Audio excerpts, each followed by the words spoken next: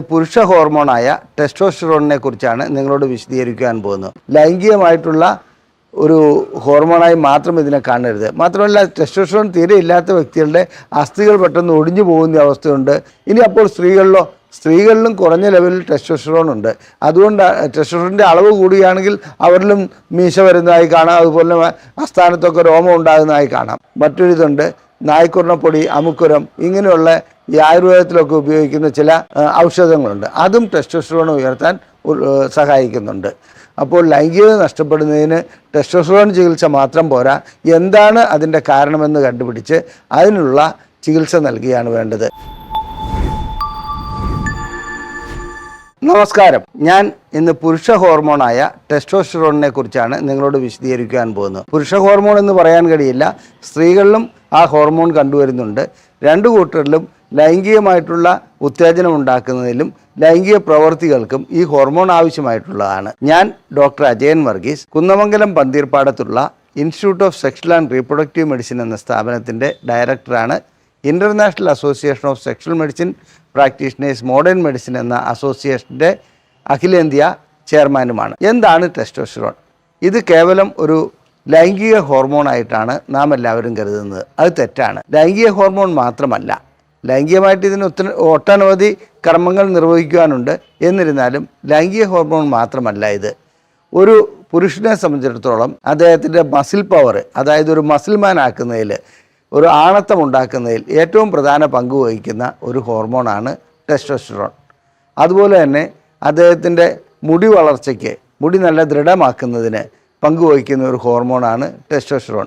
ലൈംഗികതയുണ്ട്, ലൈംഗികത മാത്രമല്ല എന്നാണ് ഞാൻ ഉദ്ദേശിക്കുന്നത്. മറ്റ് ഒട്ടനവധി ധർമ്മങ്ങൾ ടെസ്റ്റോസ്റ്ററോണിനുണ്ട്. അതുപോലെ തന്നെ അദ്ദേഹത്തിൻ്റെ എല്ലുകൾക്ക്, അതായത് അസ്ഥികൾക്ക് നല്ല ബലമുണ്ടാക്കുന്ന കാര്യത്തിൽ ടെസ്റ്റോസ്റ്ററോൺ നല്ല പങ്ക് വഹിക്കുന്നുണ്ട്. ഇതൊക്കെ അവിടെ നിൽക്കട്ടെ, ഇതൊരു വഴക്കാളി ഹോർമോണാണ്. അതായത് വഴക്കുണ്ടാക്കുന്നതിൽ അല്ലെങ്കിൽ ഒരു അഗ്രസീവ് നേച്ചർ കാണിക്കുന്നതിൽ ഈ ഹോർമോണിന് വളരെയധികം പങ്കുണ്ട്. ഒരു ഉദാഹരണം പറയാം. ഒരു 18 വയസ്സായ ചെറുപ്പക്കാരൻ റോട്ടിൽ കൂടി നടന്നു പോകുമ്പോൾ ഏതെങ്കിലും ഒരുത്തൻ നീ എങ്ങോട്ടാടാ പോകുന്നത് എന്ന് ചോദിച്ചാൽ അവരോട് വഴക്കുണ്ടാക്കുവാനുള്ള പ്രവണത ഈ ഹോർമോൺ ഉള്ളതുകൊണ്ടാണ് ഉണ്ടാകുന്നത്. അതേസമയത്ത് ഒരു 45 or 50 വയസ്സായ വ്യക്തി അത് ഗൗനിക്കാതെ പോവുകയും ചെയ്യും. ഇതിൻ്റെ കാരണം ശരീരത്തിൽ അല്ലെങ്കിൽ രക്തത്തിൽ ടെസ്റ്റോസ്റ്ററോണിൻ്റെ അളവ് വളരെയധികം ആ പ്രായത്തിൽ കൂടുതലാകുന്നതുകൊണ്ടാണ്. മറ്റൊരർത്ഥത്തിൽ പറഞ്ഞാൽ ടെസ്റ്റോസ്റ്ററോണിൻ്റെ അളവ് കുറയുന്നതോടുകൂടി പക്വത വരുന്നു എന്ന് നമുക്ക് പറയാൻ പറ്റും. പക്ഷെ പക്വത വരുന്നത് അതുകൊണ്ട് മാത്രമല്ല, അനുഭവങ്ങളും അതിൻ്റെ പിന്നിലുള്ള ഒരു കാര്യമാണല്ലോ. ഇനി ടെസ്റ്റോസ്റ്ററോണിനെ സംബന്ധിച്ചിടത്തോളം മറ്റൊരു വലിയ ഉപകാരം, അതായത് വലിയൊരു കാര്യം നമ്മൾ ചെയ്തു തരുന്നുണ്ട്. നമുക്ക് ചിന്തിക്കുവാനുള്ള ശക്തി ഉണ്ടാക്കുന്നതും കോൺസെൻട്രേറ്റ് ചെയ്യാനുള്ള ശക്തി ഉണ്ടാക്കുന്നതും ഈ ടെസ്റ്റോസ്റ്ററോൺ എന്ന ഹോർമോൺ തന്നെയാണ്. ടെസ്റ്റോസ്റ്ററോൺ ഇല്ലെങ്കിൽ നമ്മളുടെ ചിന്താഗതികൾ മാറിപ്പോകുന്നു, നമുക്കൊരു പ്രോബ്ലം സോൾവ് ചെയ്യാനുള്ള കഴിവില്ലാതാകുന്നു. അങ്ങനെ ഒട്ടനവധി ധർമ്മങ്ങൾ നിർവഹിക്കുന്ന ഒരു ഹോർമോണിനെ നമ്മളെല്ലാവരും കൂടി ഒരു വെറും ലൈംഗിക ഹോർമോണാക്കി മാറ്റുകയാണ് ചെയ്യുന്നത്. ഇനി ഇതില്ലെങ്കിലോ, ടെസ്റ്റോസ്റ്ററോണിൻ്റെ അളവ് കുറയുകയാണെങ്കിലോ തീർച്ചയായും ലൈംഗികതയെ അത് ബാധിക്കും. ലൈംഗികത ബാധിക്കുക മാത്രമല്ല, അതുകൂടാതെ പൊണ്ണത്തടി, ഒരു പിത്തത്തടി, അതുപോലുള്ളൊരു അവസ്ഥയിലേക്ക് പോകും. ഒന്നിനും ഒരു ഊർജ്ജസ്വലത ഉണ്ടാവില്ല, ഒരു കാര്യവും ചെയ്യാനൊരു താല്പര്യം ഉണ്ടാവില്ല. അത്തരം അവസ്ഥയാണ് ടെസ്റ്റോസ്റ്ററോണിൻ്റെ അളവ് കുറയുകയാണെങ്കിൽ വരുന്നത്. അതുകൊണ്ട് തന്നെയാണ് ഞാൻ പറഞ്ഞത്, ലൈംഗികമായിട്ടുള്ള ഒരു ഹോർമോണായി മാത്രം ഇതിനെ കാണരുത്. മാത്രമല്ല, ടെസ്റ്റോസ്റ്ററോൺ തീരെ ഇല്ലാത്ത വ്യക്തികളുടെ അസ്ഥികൾ പെട്ടെന്ന് ഒടിഞ്ഞു പോകുന്ന അവസ്ഥയുണ്ട്. അവർക്ക് അസ്ഥികൾക്ക് ബലമുണ്ടാകുകയില്ല, രോമ വളർച്ച വേണ്ട രീതിയിലുണ്ടാകുകയില്ല. പിന്നെ ഒരു സുന്ദര പുരുഷനെ വാർത്തെടുക്കുന്നതിൽ, അല്ലെ ദൃഢഗാത്രനായ ഒരു പുരുഷനെ വാർത്തെടുക്കുന്നതിൽ ടെസ്റ്റോസ്റ്ററോൺ വളരെയധികം പങ്കുവഹിക്കുന്നുണ്ട്. അതായത് ഒരു പുരുഷൻ്റെ ആകർഷണീയമായ തൊലി, മുടി ഇതെല്ലാം വളരെ വൃത്തിയായി, അതായത് ഒരു ആകർഷണീയത ഉണ്ടാക്കുന്നതിലും ടെസ്റ്റോസ്റ്ററോൺ വളരെയധികം പങ്കുവഹിക്കുന്നുണ്ട്. അപ്പോൾ ടെസ്റ്റോസ്റ്ററോണിൻ്റെ അളവ് എങ്ങനെയാണ് ഇരിക്കുന്നത്? സാധാരണ രീതിയിൽ നാം ലാബറട്ടറിയിൽ പോയി പരിശോധിക്കുകയാണെങ്കിൽ ടെസ്റ്റോസ്റ്ററോണിൻ്റെ അളവ് 2.5 മുതൽ 10 വരെ എന്നൊക്കെ കാണും. എന്നാൽ ഒരു കാര്യം മനസ്സിലാക്കുക, പല വ്യക്തികളിലും ഇത് വ്യത്യസ്തപ്പെട്ടിരിക്കുന്നുണ്ട്. അഥവാ ടെസ്റ്റോസ്റ്ററോൺ ത്രെഷ്ഹോൾഡ് ഉണ്ട്, ഒരു ത്രെഷ്ഹോൾഡ് വാല്യൂ അതിനുണ്ട്. ചില വ്യക്തികളെ സംബന്ധിച്ചിടത്തോളം 6 or 7 ഉണ്ടെങ്കിൽ പോലും അവർക്ക് ഞാൻ ഈ പറഞ്ഞ ഗുണങ്ങളൊന്നുമില്ലാതെയായി കാണാം. അതേസമയത്ത് ചിലർക്കൊരു 3 മാത്രമാണ് അതിൻ്റെ യൂണിറ്റ് എങ്കിൽ പോലും അവർക്ക് നല്ല രീതിയിൽ ലൈംഗിക ബന്ധത്തിൽ ഏർപ്പെടാൻ കഴിയുന്നുണ്ട്, നല്ല എന്താണ് ഇതിൻ്റെ ആരോഗ്യ ദൃഢഗാത്രനായി കാണപ്പെടുന്നുണ്ട്. ഇതിൻ്റെ കാരണം ഓരോ വ്യക്തിയിലും ടെസ്റ്റോസ്റ്ററോണിൻ്റെ അളവ് പല രീതിയിലാണ് പ്രയോജനപ്പെടുന്നത്. അഥവാ ത്രഷ്ഹോൾഡ് വാല്യൂ അതിനുണ്ട് എന്ന് കരുതി ടെസ്റ്റോസ്റ്ററോൺ വാല്യൂ നമ്മൾ ടെസ്റ്റ് ചെയ്യുമ്പോൾ തീരെ കുറവാണെങ്കിൽ രോഗികളോട് ചോദിക്കേണ്ടതുണ്ട് അവർക്ക് ലൈംഗികമായിട്ട് എങ്ങനെയുണ്ട്, മറ്റു കാര്യങ്ങൾ എങ്ങനെയുണ്ട്. അങ്ങനെ പ്രോബ്ലം ഉണ്ടെങ്കിൽ മാത്രമേ ടെസ്റ്റോസ്റ്ററോൺ തെറാപ്പി ചെയ്യേണ്ടതുള്ളൂ.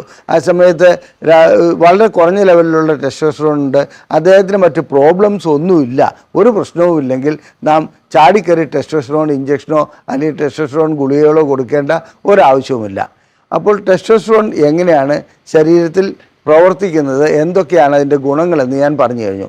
ഇനി നമുക്ക് നാച്ചുറലായിട്ട് പ്രകൃതിദത്തമായിട്ട് ഈ ടെസ്റ്റോസ്റ്ററോൺ ഉണ്ടാക്കുവാൻ വല്ല മാർഗമുണ്ടോ, അഥവാ അത് കുറവുള്ളവർക്ക് അത് കൂട്ടിക്കൊണ്ടുവരുവാനുള്ള ആഹാര രീതിയുണ്ടോ, വ്യായാമ രീതിയുണ്ടോ, എന്തെങ്കിലും മറ്റു മാർഗങ്ങളുണ്ടോ? ഉണ്ട്. തീർച്ചയായിട്ടും ടെസ്റ്റോസ്റ്ററോൺ ഉയർത്തിക്കൊണ്ടുവരുവാൻ നമുക്ക് 3 രീതിയിൽ കഴിയും. ഒന്ന് ആഹാര രീതിയിൽ എന്തൊക്കെ ആഹാരങ്ങൾ കഴിച്ചാൽ ടെസ്റ്റോസ്റ്ററോൺ ഉയരുമെന്നുള്ളത് ഞാൻ പറഞ്ഞു തരാം.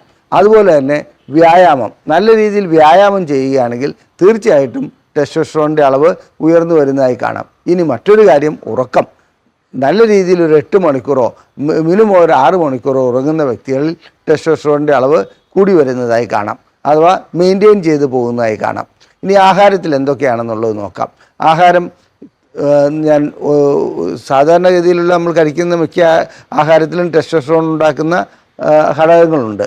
എന്നിരുന്നാലും തേനിനകത്ത് ബോറോൺ അടങ്ങിയിട്ടുണ്ട്, അത് ടെസ്റ്റോസ്റ്ററോൺ ഉണ്ടാക്കുവാൻ ഉപകരിക്കുന്നുണ്ട്. എല്ലാവരും പറയാറുണ്ട് വെളുത്തുള്ളി ടെസ്റ്റോസ്റ്ററോൺ ഉണ്ടാക്കുമെന്ന്.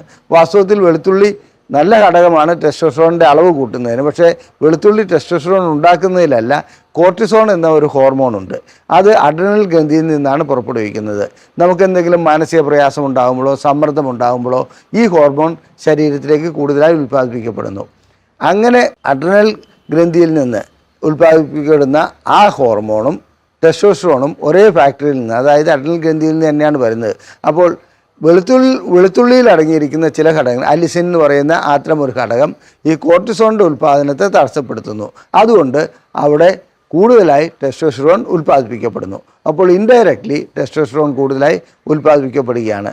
ഇനി മുട്ടയിൽ വൈറ്റമിൻ D3 ഉണ്ട്, കൊളസ്ട്രോൾ ഉണ്ട്, അതുപോലെ തന്നെ മറ്റ് പ്രോട്ടീനുണ്ട്. ഇതെല്ലാം ഉള്ളതുകൊണ്ട് മുട്ടയുടെ മഞ്ഞക്കുരു, നാടൻ മുട്ടയാണ് ഏറ്റവും നല്ലത് കേട്ടോ.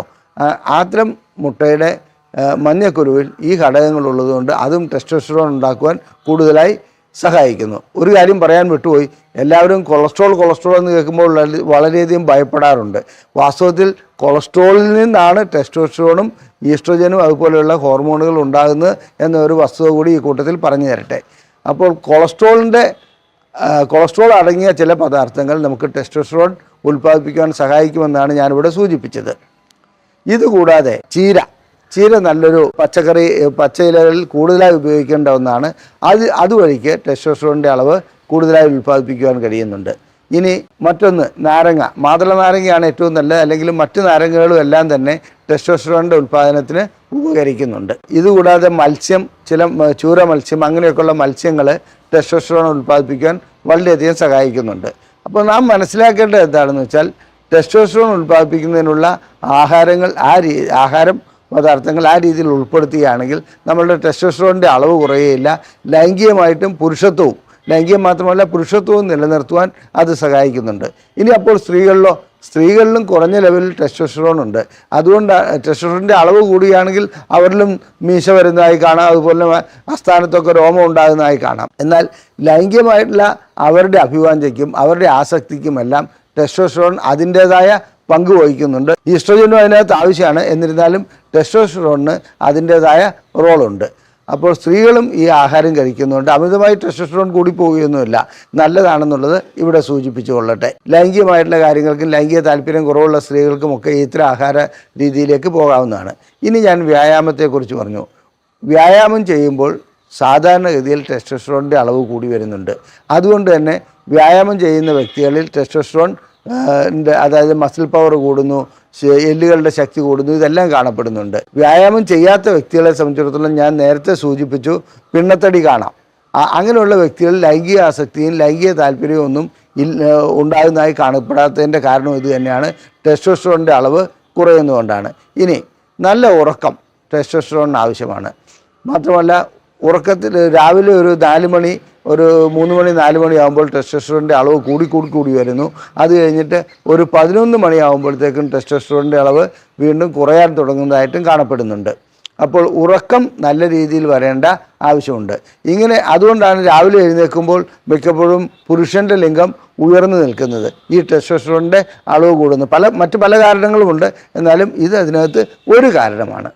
ഇനി നമുക്ക് ടെസ്റ്റോസ്റ്ററോണിൻ്റെ കാര്യത്തിൽ ഇത് കുറവുള്ളവരിൽ എങ്ങനെ ചികിത്സിക്കാമെന്നുള്ളതിന് മരുന്നുകളുണ്ടോ, അതുപോലെ ഏത് രീതിയിലുള്ള മരുന്നുകളാണ് നൽകേണ്ടത്? സാധാരണഗതിയിൽ ഡയറക്റ്റായിട്ടുള്ള മരുന്നുകൾ നൽകുന്നതല്ല അതിന് ഉത്തമം. കാരണം ഈ ടെസ്റ്റോസ്റ്ററോൺ ഗുളികകളോ അല്ലെങ്കിൽ ഇഞ്ചക്ഷനോ ഡയറക്റ്റായി നൽകുകയാണെങ്കിൽ, അത് നേരിട്ട് ആ രീതിയിലേക്ക് നൽകുകയാണെങ്കിൽ മിക്കപ്പോഴും ഉണ്ടാക്കുന്ന പ്രശ്നം എന്താണെന്ന് വെച്ചാൽ അത് നിർത്തുന്നതോടുകൂടി വീണ്ടും ടെസ്റ്റോസ്റ്ററോണിൻ്റെ അളവ് വളരെയധികം കുറയുന്നതായി കാണാം. മാത്രമല്ല കുട്ടികളാകാത്ത വ്യക്തികളെ സംബന്ധിച്ചിടത്തോളം ഇങ്ങനെ ടെസ്റ്റോസ്റ്ററോൺ ഇഞ്ചക്ഷൻ നൽകുകയാണെങ്കിൽ അല്ലെങ്കിൽ ഗുളികകൾ നൽകുകയാണെങ്കിൽ അവർക്ക് ടെസ്റ്റോസ്റ്ററോണിൻ്റെ അളവ് കുറയുന്നതോടുകൂടി ബീജാണുക്കൾ ഉണ്ടാകാനുള്ള സാധ്യത, ബീജാണുക്കളുടെ അളവ് കുറയാനുള്ള സാധ്യതയുണ്ട്. ഒന്നുകൂടി സൂചിപ്പിച്ചു, ടെസ്റ്റോസ്റ്ററോൺ ബീജാണുക്കളുടെ, ഒന്നുകൂടി പറഞ്ഞുകൊള്ളട്ടെ, ടെസ്റ്റോസ്റ്ററോൺ ബീജാണുക്കളുടെ അളവ് വളരെയധികം കൂട്ടുന്ന ഒരു ഹോർമോണാണ്. തീരെ ടെസ്റ്റോസ്റ്ററോൺ ഇല്ലെങ്കിൽ ബീജാണുക്കൾ ഉണ്ടാകുകയില്ല. അതുപോലെ തന്നെ ഇതിനെ നിയന്ത്രിക്കുന്നത്, ടെസ്റ്റോസ്റ്ററോണിൻ്റെ ഉൽപ്പാദനത്തെ നിയന്ത്രിക്കുന്നത് തലച്ചോറിലുള്ള പിറ്റ്യൂട്ടറി ഗ്രന്ഥിയാണ്. അവിടെ നിന്ന് അതിനെന്തെങ്കിലും പ്രോബ്ലം വരികയാണെങ്കിൽ, തകരാറുണ്ടാകുകയാണെങ്കിൽ ടെസ്റ്റോസ്റ്ററോണിൻ്റെ അളവ് കുറയും. അതിന് ടെസ്റ്റോസ്റ്ററോൺ മാത്രം നൽകുകയല്ല, ആ പിറ്റ്യൂട്ടറി ഗ്രന്ഥിയിൽ എന്താണ് തകരാറ്, അത് സ്കാനിങ്ങും മറ്റ് ടെസ്റ്റുകളും ചെയ്തിട്ട് നാം നോക്കേണ്ടതുണ്ട്. അതാണ് അതിനകത്ത് ഉള്ള മറ്റൊരു വസ്തുത. ഇനി ടെസ്റ്റോസ്റ്ററോൺ ഉൽപ്പാദിപ്പിക്കപ്പെടുന്നത് കൊളസ്ട്രോളിൽ നിന്നാണെന്ന് പറഞ്ഞു. കൊളസ്ട്രോളിൽ നിന്ന് DHEA ഉണ്ടാകുന്നു.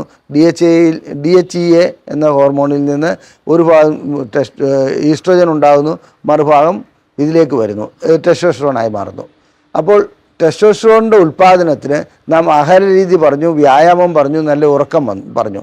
ഇതെല്ലാം ചെയ്തിട്ടും ശരിയാകാത്ത ഒരു അവസ്ഥ വരികയാണെങ്കിൽ തീർച്ചയായിട്ടും ലൈംഗികമായിട്ടുള്ള ആവശ്യം മാത്രമാണ്, അതായത് പ്രത്യുൽപാദനം, അതായത് കുട്ടികളൊക്കെ ഉള്ള ഒരു വ്യക്തിക്കാണെങ്കിൽ ടെസ്റ്റോസ്റ്ററോണിൻ്റെ ഇഞ്ചക്ഷനോ ഗുളികയോ അല്ലെങ്കിൽ ആ രീതിയിൽ തന്നെ പാച്ചുകൾ വരുന്നുണ്ട്, തൊലിയിൽ ഒട്ടിക്കാനുള്ളത് വരുന്നുണ്ട്, അതൊക്കെ ഉപയോഗിക്കുക. ഇന്ത്യയിലെല്ലാം ലഭ്യമായിട്ടില്ല.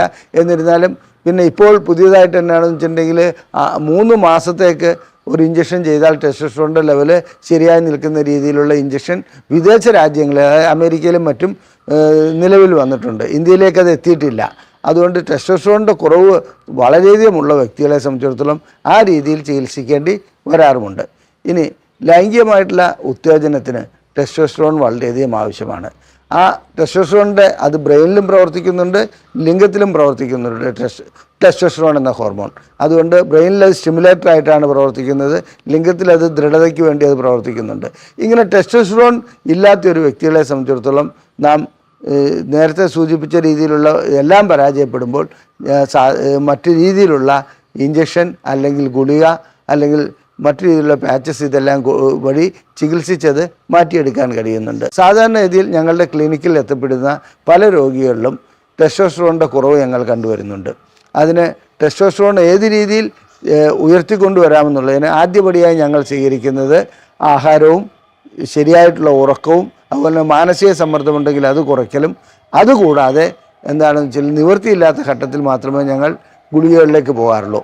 ഇനി ഞാൻ നേരത്തെ സൂചിപ്പിച്ച മറ്റൊരിതുണ്ട്, നായ്ക്കുറണപ്പൊടി, അമുക്കുരം, ഇങ്ങനെയുള്ള ഈ ആയുർവേദത്തിലൊക്കെ ഉപയോഗിക്കുന്ന ചില ഔഷധങ്ങളുണ്ട്. അതും ടെസ്റ്റോസ്റ്ററോൺ ഉയർത്താൻ സഹായിക്കുന്നുണ്ട്. അതിവിടെ പറയാതെ പോകുന്നത് തെറ്റാണ്. കാരണം അത് നമ്മൾ സാധാരണ ഇതിൽ എല്ലാവരും ചോദിക്കുന്ന ഒരു കാര്യമാണ്. നായ്ക്കുറണപ്പൊടി കഴിച്ചാൽ എൻ്റെ ലൈംഗികത വീണ്ടെടുക്കാൻ കഴിയും. പക്ഷേ അത് മാത്രം പോരാ, അതിൻ്റെ കാരണം കണ്ടുപിടിക്കണം. വെറും ടെസ്റ്റോസ്റ്ററോൺ ആണെങ്കിൽ മാത്രമേ അത് ഉപകരിക്കുകയുള്ളൂ. ടെസ്റ്റോസ്റ്ററോൺ നോർമലായ വ്യക്തിക്ക് ഇങ്ങനെയുള്ള ചികിത്സ നൽകിയിട്ട് പ്രത്യേകിച്ച് ഗുണം കിട്ടാത്തത് അതുകൊണ്ടാണ്. ഇനി ഒരു വ്യക്തിക്ക് ലൈംഗികാസക്തി അമിതമാക്കുവാൻ വേണ്ടി ടെസ്റ്റോസ്റ്ററോൺ കുത്തിവെക്കുകയോ അല്ലെങ്കിൽ ഇഞ്ചക്ഷൻ ചെയ്യുകയോ ചെയ്യാമോ? അങ്ങനെ ചെയ്യുകയാണെങ്കിൽ സാധാരണ രീതിയിൽ ദോഷഫലങ്ങളാണ് ഉണ്ടാകുക. അദ്ദേഹത്തിന് മറ്റ് ബുദ്ധിമുട്ടുകളുണ്ടാകുകയും ഭാവിയിൽ അത് വലിയൊരു പ്രശ്നത്തിലേക്കും പോകും. ടെസ്റ്റോസ്റ്ററോൺ നോർമലാണെന്നുണ്ടെങ്കിൽ ടെസ്റ്റോസ്റ്ററോൺ തെറാപ്പി ഒരിക്കലും ചെയ്യരുത്. ഇനി സ്ത്രീകളിൽ കണ്ടുവരുന്ന ആർത്തവ വിരാമം പോലെ പുരുഷന്മാരിലും ആൻഡ്രോപ്പോസ് എന്ന ഒരു അവസ്ഥയുണ്ട്. അതായത് ലൈംഗികതയ്ക്കൊരു വിരാമം വരുന്ന 30 വയസ്സിന് ശേഷം ടെസ്റ്റോസ്റ്ററോണിൻ്റെ അളവ് ഓരോ വർഷവും കുറഞ്ഞു വരുന്നതായി കാണാം. അങ്ങനെ എത്തുമ്പോൾ ഒരു 45, 50, 60 വയസ്സാകുമ്പോഴത്തേക്കും ടെസ്റ്റോസ്റ്ററോൺ വേണ്ടത്ര ഇല്ലാത്ത അല്ലെങ്കിൽ പോരായ്മ വരുന്ന ഒരു അവസ്ഥ വരാം. ഇതിനാണ് ആൻഡ്രോപ്പോസ് എന്ന് പറയുന്നത്. അത് ഇല്ലാതാക്കുവാൻ സാധാരണ ഇതിൽ അല്ലെങ്കിൽ ആൻഡ്രോപ്പോസിനെ നമ്മൾ ഒഴിവാക്കുവാൻ വേണ്ടി ഹോർമോൺ റീപ്ലേസ്മെൻറ്റ് തെറാപ്പിയേക്കാളും നല്ലത് നേരത്തെ തന്നെ നമ്മളിതിനെ മനസ്സിലാക്കി, അതായത് നമുക്കിങ്ങനെ ഒരു അവസ്ഥ ഉണ്ടാകുമെന്ന് മനസ്സിലാക്കി സ്ഥിരമായി വ്യായാമം ചെയ്യുക, ഞാൻ നേരത്തെ സൂചിപ്പിച്ച ആഹാരങ്ങൾ കഴിക്കുക, അതിനനുസരിച്ച് നല്ല ഉറക്കത്തിലേക്ക് പോവുക, മാനസിക സമ്മർദ്ദം ഇല്ലാതാക്കുക. ഇനി അങ്ങനെ വന്നു കഴിഞ്ഞാൽ തന്നെ ഞങ്ങളെ സംബന്ധിച്ചിടത്തോളം ഞങ്ങളുടെ ക്ലിനിക്കിൽ എത്തുന്ന പല വ്യക്തികൾക്കും ഞങ്ങൾ ഇതോടൊപ്പം തന്നെ ടെസ്റ്റോസ്റ്ററോണിൻ്റെ ട്രീറ്റ്മെൻറ്റ് നടത്തി, ഹോർമോൺ റീപ്ലേസ്മെൻറ്റ് തെറാപ്പി നടത്തി ആ രീതിയിലുള്ള ലൈംഗികത വീണ്ടെടുക്കാൻ കഴിയുന്നുണ്ട്. പ്രായമാകും തോറും പ്രമേഹം വരാം, പ്രഷർ വരാം, കൊളസ്ട്രോൾ വരാം, അതുപോലെ തന്നെ സ്വാഭാവികമായും ടെസ്റ്റോസ്റ്ററോണിൻ്റെ അളവ് കുറയും.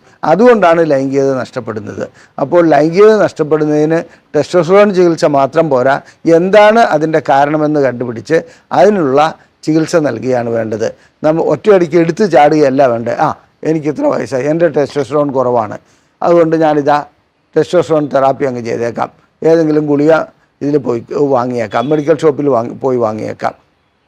ഇന്ന് സാധാരണഗതിയിൽ വളരെയധികം ഗുളികകൾ ആയുർവേദത്തിലും എല്ലാത്തിലും ഈ പേര് ഉപയോഗിച്ച് ടെസ്റ്റോ ക്യാപ്പ് അങ്ങനെ പല രീതിയിലുള്ള മരുന്നുകൾ വരുന്നുണ്ട്. ഇതിൻ്റെയൊക്കെ കണ്ടൻറ്റ് എന്താണെന്നോ ഇത് ടെസ്റ്റോസ്റ്ററോൺ ഉൽപ്പാദിപ്പിക്കുമോ അല്ലെങ്കിൽ അത് ഗുണമാണോ ദോഷമാണോ എന്നുള്ള വ്യക്തമായ പഠനങ്ങൾ നടത്തേണ്ടതുണ്ട്. അത് നടത്തി കഴിഞ്ഞതിന് ശേഷമേ അത്തരം ഗുളികകളിലേക്ക് പോകാവുള്ളൂ. ഏതെങ്കിലും ലാബറട്ടറിയിൽ നിന്ന് ടെസ്റ്റോസ്റ്ററോണിൻ്റെ അളവ് കുറവായി കാണുകയാണെങ്കിലും അത് വീണ്ടും 2 or 3 തവണ പരിശോധിക്കുന്നത് നല്ലതാണെന്നുള്ള അഭിപ്രായമാണ് എനിക്കുള്ളത്. മാത്രമല്ല കഴിയുന്നതും രാവിലെ പരിശോധിക്കുകയാണെങ്കിൽ നമുക്ക് കുറച്ചുകൂടി ഉചിതമായിരിക്കും ആ റിപ്പോർട്ട്. ഇനി ചികിത്സയുടെ കാര്യത്തിൽ ടെസ്റ്റോസ്റ്ററോൺ ചികിത്സ ഞാൻ നേരത്തെ സൂചിപ്പിച്ചു. അതുപോലെ തന്നെ ലൈംഗിക ശേഷി കുറയുന്ന ഒരു വ്യക്തിയെ സംബന്ധിച്ചിടത്തോളം ടെസ്റ്റോസ്റ്ററോൺ ഇഞ്ചക്ഷൻ ചെയ്ത് ലൈംഗിക ശേഷി വീണ്ടെടുക്കാൻ കഴിയുന്ന ഒരു കാര്യമാണ്. അതില്ലാതെ തന്നെ കാര്യങ്ങൾ നടത്തുന്നതിലാണ് നമുക്ക് ആരോഗ്യപരമായി നന്നായി കൊണ്ടുപോകാൻ കഴിയുന്ന കാര്യം. അതല്ലാതെ എല്ലാത്തിനും ഒരു ഇഞ്ചക്ഷൻ അല്ലെങ്കിൽ അങ്ങനെ ഒരു ഇതിലേക്ക് പോകുന്നതിനേക്കാളും നാം സ്വയം അതിനെ അതായത് വ്യായാമത്തിൽ കൂടിയും ഉറക്കത്തിൽ കൂടിയും നല്ല ഉറക്കത്തിൽ കൂടിയും അതുപോലെ തന്നെ ഇതിൻ്റെ ആഹാരങ്ങളിൽ മാറ്റം വരുത്തിയും നമുക്ക് ടെസ്റ്റോസ്റ്ററോണിനെ വീണ്ടെടുക്കുവാൻ കഴിയും. ലൈംഗികമായിട്ടുള്ള എല്ലാ പ്രശ്നങ്ങൾക്കും ചികിത്സ നൽകുന്ന ഒരു സ്ഥാപനമാണ് ISRM. ഇത് കോഴിക്കോട് ജില്ലയിൽ വയനാട് റോട്ടിൽ കുന്നമംഗലം പന്തീർപ്പാടത്താണ് സ്ഥിതി ചെയ്യുന്നത്. നിങ്ങൾക്ക് ലൈംഗികമായിട്ടുള്ള എന്തെങ്കിലും സംശയങ്ങളുണ്ടെങ്കിൽ നിങ്ങളിതിലേക്ക് ഈ നമ്പറിലേക്ക് ഇവിടെ കാണിച്ചിരിക്കുന്ന നമ്പറിലേക്ക്, അതായത് 7902-700-700 എന്ന നമ്പറിലേക്ക് ISRM എന്ന് ടൈപ്പ് ചെയ്ത് അയച്ചാൽ ഞങ്ങൾ സൗജന്യമായി 3 ചോദ്യങ്ങൾക്ക് മറുപടി നൽകുന്നതാണ്. ഫോൺ വഴി ദയവ് ചെയ്ത് ചോദിക്കരുത്. ഫോൺ ഞങ്ങൾക്ക് ഈ രീതിയിൽ ഉത്തരം നൽകുവാൻ വേണ്ടി ഉപയോഗിക്കാൻ കഴിയില്ല. നിങ്ങൾ ചെയ്യേണ്ടത് വാട്സപ്പിൽ വോയിസ് മെയിലായിട്ടോ അല്ലെങ്കിൽ മെസ്സേജായിട്ടോ ഇടുക. തീർച്ചയായും നിങ്ങൾക്ക് സൗജന്യമായി മറുപടി നൽകുന്നതാണ്. അതുപോലെ തന്നെ നിങ്ങൾക്ക് ലൈംഗികമായ പ്രശ്നങ്ങൾക്ക് എന്തെങ്കിലും ചികിത്സ നൽകണമെന്നുണ്ടെങ്കിൽ തീർച്ചയായിട്ടും ഈ നമ്പറിൽ വിളിച്ച് ബുക്ക് ചെയ്യാവുന്നതാണ്. നന്ദി, നമസ്കാരം.